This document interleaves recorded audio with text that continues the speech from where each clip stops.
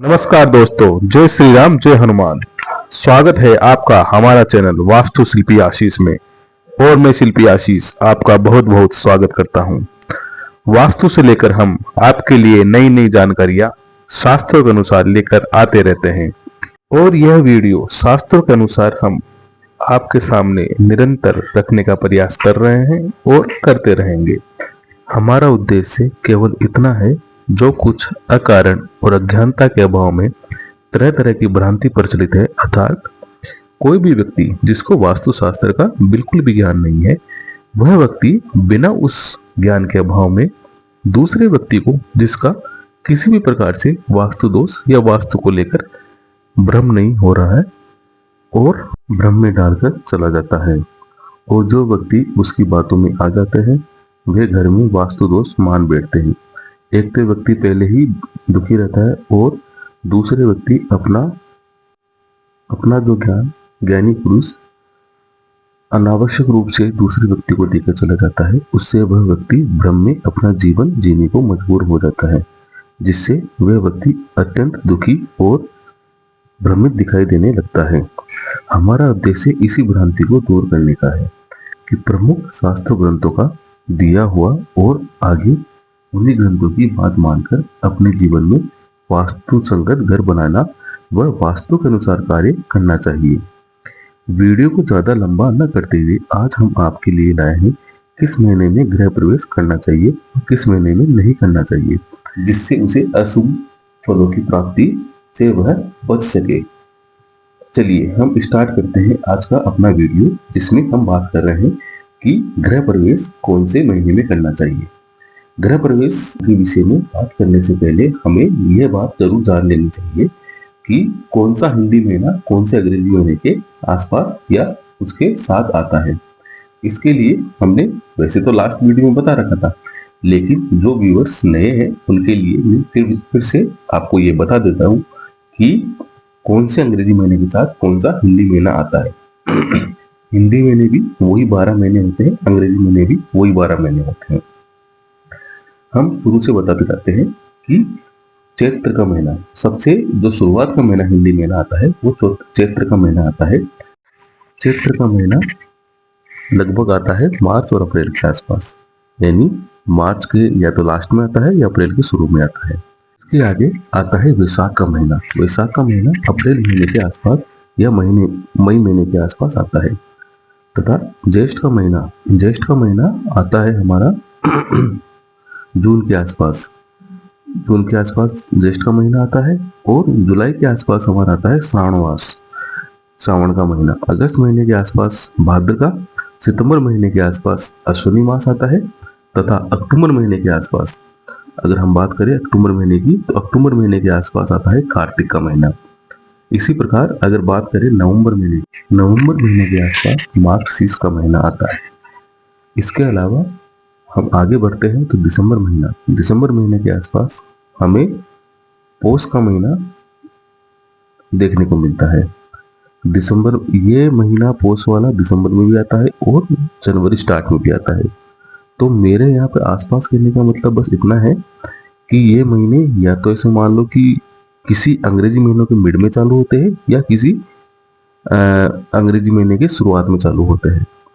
तो ये आसपास कहने का केवल इतना ही मतलब है कि अपने को यह देखने को मिले कि कौन सा महीना कौन से अंग्रेजी महीने के साथ या कौन से अंग्रेजी महीने के आसपास आता है, क्योंकि जितने भी वास्तु ग्रंथ है वह सभी वास्तु ग्रंथ हिंदी महीना के अकॉर्डिंग लिखे हुए हैं, वह हमें इनके अकॉर्डिंग ही चलना पड़ेगा। इसी प्रकार हम आगे देखें तो जनवरी महीने के आसपास जो महीना आता है हिंदी महीना, उसका नाम है माघ का महीना जनवरी महीने के आसपास आता है। तथा फरवरी महीने के आसपास हमें देखने को मिलता है फागुन का महीना फरवरी महीने के आसपास आता है। मैंने यहाँ पूरा प्रयास किया है आपको बताने का कि कौन सा अंग्रेजी महीना कौन सा हिंदी महीने के साथ आता है। यह बताना इसलिए जरूरी था कि जितने भी हमारे वास्तु ग्रंथ है वह ग्रंथ सभी हिंदी महीने को अनुसार ही लिखे गए हैं। आगे हम बात करेंगे कि कौन से महीने में हमें अब गृह प्रवेश करना चाहिए। हम देखते हैं कि जो उत्तर भारत के प्रमुख वास्तु ग्रंथ है विश्वकर्मा प्रकाश में इसमें डिटेल के साथ बताया गया है कि कौन से महीने में गृह प्रवेश करने में किन शुभ फलों की प्राप्ति होती है तथा कौन से महीने में गृह प्रवेश करने से हमें बचना चाहिए। विश्वकर्मा प्रकाश के अर्थ गृह प्रवेश प्रकरण के श्लोक क्रमांक 1 में हमें बताया गया है नूतन मकान में गृह प्रवेश कौन से समय में करना चाहिए, जिसका विस्तृत विवरण इस प्रकार है। अर्थ प्रवेशो नवमंद्रिष्ये सोमायने जीविषते ब्लाढे स्वादेशं ज्येष्ठोप तन्यधमादेवे मार्गे सूचो मध्ये फलप्रदं शातं मागे अर्थलाभं प्रथम प्रवेशे पुत्रार्थलाभं खलु फाल्गुने च चैत्रहानि धन धान्य लोभो वैशाख मासे बहुपुत्र लाभम ज्येष्ठे च मार्गे च शुचो च मासे मध्ये प्रदिष्ट प्रथम प्रवेश यात्रा निर्वतो मनुधा दीपाना वासवर्चन भूतबली च प्रभुए दिने प्रदतादन दिक कर्मेण माशम हाशुकचा जयतम चतुर्शः ये भूतनीति मंत्रेण चतुर्दक्षी बलिहरितम। अर्थात हमें नए गृह प्रवेश जब सूर्य उत्तरायण में हो और सूर्य में गुरु शुक्ल बलवान हो, अस्त न हो, तो उस समय हमें गृह प्रवेश करना चाहिए। इसके अलावा ज्येष्ठ मास में, माघ मास में, फागुन मास में, वैशाख मास में और मार्गशीर्ष मास में प्रवेश करना उत्तम बताया गया है। आषाढ़ में यह मध्यम होता है। माघ मास में प्रथम प्रवेश करने से धन लाभ, धन की प्राप्ति होती है। फागुन मास में पुत्र और धन दोनों की प्राप्ति होती है। चैत्र में धन की हानि होती है। वैशाख मास में धन धान्य और पशु तथा पुत्र का दोनों का लाभ होता है। ज्येष्ठ और मार्गशीर्ष और आषाढ़ मास में प्रथम प्रवेश मध्यम फल होता है। इस प्रकार से हमने जाना और समझा कि कौन से महीने में गृह प्रवेश करने से किस तरह के शुभ फल प्राप्त होते हैं तथा किस तरह के अशुभ फल प्राप्त होते हैं। मैंने पूरा प्रयास किया है आपको ये समझाने का कि किस महीने में गृह प्रवेश करने से शुभ फलों की प्राप्ति होती है तथा किस महीने में गृह प्रवेश करने से अशुभ फल प्राप्त होते हैं।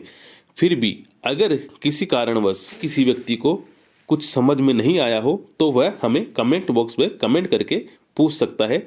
हम समय रहते हुए उसके जानकारी जरूर पूरी करवाएंगे। आशा करता हूँ आपको यह वीडियो पसंद आया होगा। मिलते हैं हमारे अगले वीडियो में अगले सब्जेक्ट के साथ। तब तक के लिए जय श्री राम, जय हनुमान, धन्यवाद।